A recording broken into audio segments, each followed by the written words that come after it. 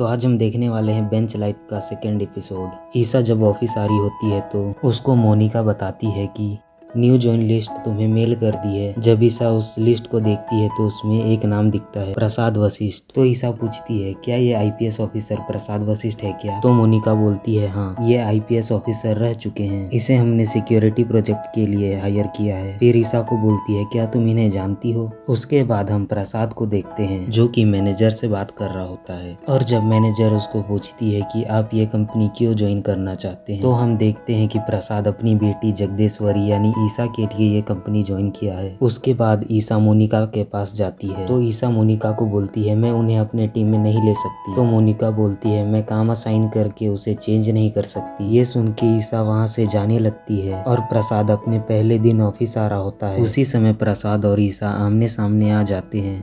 इधर बालू को देखते हैं जो कि चश्मा लगा के आराम कर रहा होता है। उसी समय राज कॉल करके उसको जल्दी आने बोलता है, लेकिन बालू डिस्टर्ब मत कर बोल के कॉल काट देता है। उसी समय और एक एम्प्लॉय कॉल करके बालू से छुट्टी मांगती है। तो बालू बोलता है ये सब मुझे क्यों बता रहे हो, अपने टीम लीडर को बताओ, और कॉल कट कर देता है और सोने लगता है। उसी समय उसको याद आता है कि वो ही टीम लीडर है और भागते हुए जाता है। जब वो लिफ्ट के पास पहुंचता है तो उसको ईसा दिखती है जो कि फोन में बात कर रही होती है। फोन कट करने के बाद ईसा बालू को हाय बोलती है, बालू भी ईसा को हाय बोलता है, और फिर वही कोड चल रहा है क्या बोलने वाला होता है, लेकिन अपने को संभाल के कुछ दूसरा पूछ बोल के बोलता है ईसा तुमने टाइम शीट भर लिया। ईसा ये सुन के लिफ्ट में चले जाती है। उसके बाद बालू भी लिफ्ट में जाता है। लिफ्ट में ईसा पूछती है तो बालू क्या चल रहा है? तो बालू बोलता है अभी मैच्योर हुआ हूँ। ये सुन के ईसा क्या बोलती है? तो बालू बोलता है मेरा मतलब टीम लीडर बन गया हूँ। तो ईसा बोलती है हाँ मेरे को पता चला कि तुम टीम लीडर बन गए हो। उसके बाद ईसा चले जाती है और बालू भी भागते हुए मीटिंग अटेंड करने जाता है।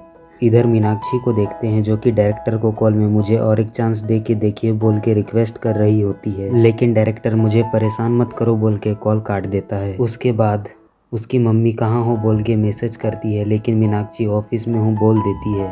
उसी समय एक लड़का आके बोलता है सोसाइटी में चोरी हुई चीजों की मीटिंग है, जिस सामान को जहाँ से लाया था वहाँ जल्दी रख दीजिए। मीनाक्षी जल्दी जल्दी उस सामान को वहाँ रखने जा रही होती है, लेकिन उसी समय उसकी मम्मी मीनाक्षी के रूम में आ जाती है और मीनाक्षी को ऐसे हालत में देख लेती है। उसके बाद उसको डांटती है और बोलती है मैंने तुम्हें कितनी बार समझाया है लड़कियां डायरेक्टर नहीं बन सकती। और उसकी मम्मी मीनाक्षी को लड़कों के प्रोफाइल का प्रिंट आउट देती है और उसमें से एक सेलेक्ट कर लो तभी मैं यहाँ से जाऊंगी बोलती है। इधर रवि को देखते हैं जो कि दुकान आया होता है। उसी समय उसकी वाइफ कॉल करके बोलती है सूजी में मिलावट होता है इसीलिए उसको अच्छे से चेक करके लाइएगा। रवि उसको हाँ बोलता है। उसके बाद फिर कॉल करती है और बोलती है भिंडी भी लेके आइएगा। वहीं दुकान में उसको एक बूढ़े अंकल रामानाथम मिलते हैं। वो बूढ़े अंकल रवि को बोलते हैं सुबह 9 बजे वॉक में आ जाना। तो रवि बोलता है मैं क्यों आऊँ? तो वो बोलते हैं तो आज क्यों आए? तो रवि बोलता है या शायद मैं उसे नाराज न करना चाहता था या तो ये मेरी ही गलती है। तो रामानाथम उसको बताते हैं मैं 10 साल पहले रिटायर हो गया हूँ और अपने मर्जी के विरोध यहाँ आता हूँ। उसी समय रवि को फिर कॉल आता है और उसकी माँ रवि को आते समय आटा की बोरी लेते आना बोलती है।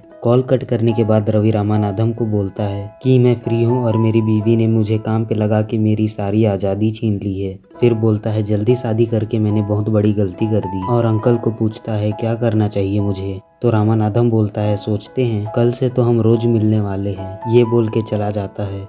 अगले दिन से रवि को उसकी बीवी कुछ न कुछ लाने के लिए भेजती ही रहती है। रामानाथम भी उसको बोलते हैं मैंने बोला था ना तुम आओगे, लेकिन रवि उसको इग्नोर करके चले जाता है। दूसरे दिन भी रामानाथम बोलते हैं मैंने बोला था ना तुम फिर आओगे। रवि ये सब देख के रामानाथम के पास जाके बैठ जाता है और बोलता है आज मेरी वाइफ ने मुझे इमली लाने भेजा है। इधर ऑफिस में ईसा बेंच में जितने भी लोग हैं उनके साथ मीटिंग कर रही होती है इवेंट के बारे में, और बोलती है अगर किसी को कोई प्रॉब्लम हो तो मीनाक्षी को रिपोर्ट करें। उसके बाद से प्रसाद हर छोटी छोटी चीजों को लेके मीनाक्षी को रिपोर्ट करता है। मीनाक्षी प्रसाद को बस इग्नोर करती है। एक दिन मीनाक्षी प्रसाद को पूछती है कि आप मेरा ID कार्ड प्रॉक्सी कर सकते हैं। उसी समय रवि आके बोलता है मैं मीनाक्षी का फ्रेंड हूँ, मेरा ID कार्ड भी प्रॉक्सी कर दीजिए, मुझे जल्दी घर जाना है। इधर बालू को देखते हैं जो मीटिंग में होता है और मीटिंग में इंग्लिश वर्ड्स का मतलब ही नहीं समझ रहा होता है। तो राज बोलता है गूगल ट्रांसलेट में देख लीजिए, और गूगल ट्रांसलेट ओपन करके बालू मीटिंग अटेंड करता है। उसी समय उसको रवि कॉल करता है और रवि बोलता है मैंने मीनाक्षी से कार मांग लिया है, चलो मूवी देखने चलते हैं। ये सुन के बालू बोलता है इधर मैं मीटिंग में फंसा हुआ हूँ और तुम्हें मूवी की पड़ी है। ये सब बोल के रवि को गाली देता है और वो सब गाली पीछे बैठा प्रसाद भी सुन रहा होता है।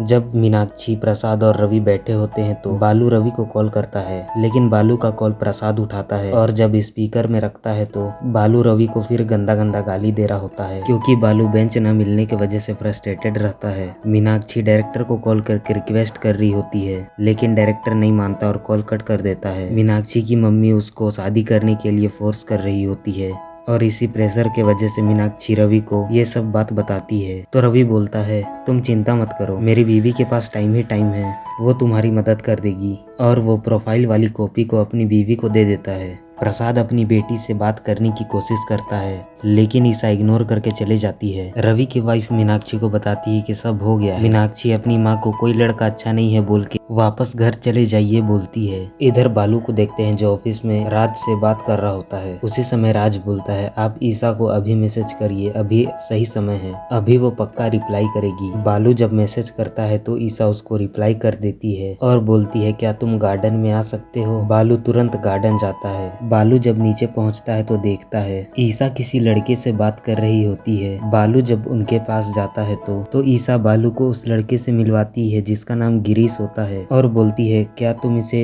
6th फ्लोर दिखा सकते हो। बालू ईसा की बात मान जाता है। इधर रवि को देखते हैं जो मिस्टर रामानाथम के साथ वॉक करते हुए बात कर रहा होता है। रामानाथम रवि को बोलते हैं अगर तुम बेंच में रहोगे और ये बात तुम्हारी बीवी को पता चला तो वो तुम्हें कुछ ना कुछ करने बोलेगी। ये सुन के रवि के दिमाग में एक आइडिया आता है। अगले दिन रवि अपनी बीवी को बोलता है कि मेरा बेंच खत्म हो गया है क्योंकि मुझे कंपनी वालों ने एक प्रोजेक्ट दे दिया है। बालू इधर गिरीश को पूछता है कि तुम ईसा से कैसे मिले हो, तो गिरीश बताता है कि हम दोनों एक मैच मेकिंग मीटिंग में मिले थे। इधर ऑफिस में जब रवि और प्रसाद बैठे होते हैं तो प्रसाद रवि को बोलता है तुम बालू भैया से जितना हो सके उतना दूरी बना के रखो। उसी समय मीनाक्षी उदास होके वहाँ आती है और बोलती है वो डायरेक्टर मुझसे मिल ही नहीं रहा, मैं क्या करूं। तो प्रसाद मीनाक्षी से उसका कॉन्टैक्ट नंबर मांग के उसका एग्जैक्ट लोकेशन पता करते हैं और मीनाक्षी खुश होके उससे मिलने चले जाती है। और लिफ्ट में डायरेक्टर से मीनाक्षी मिलती है और बोलती है मुझे और एक चांस दे के देखिए, मैं आपका टाइम वेस्ट बिल्कुल भी नहीं करूंगी और अपना स्क्रिप्ट दे के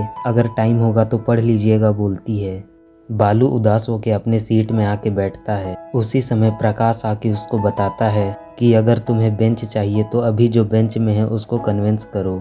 और बालू को पता चलता है कि उसको प्रसाद को कन्विंस करना है। मीनाक्षी की मम्मी रवि के घर आ जाती है और रवि की माँ से बात करती है कि उसकी बेटी बहुत झूठ बोलती है करके। ये सब सुन के रवि की बीवी को रवि के ऊपर शक होता है, इसलिए वो रवि को कॉल करती है, लेकिन रवि मीनाक्षी के साथ मूवी देख रहा होता है और कॉल नहीं उठाता।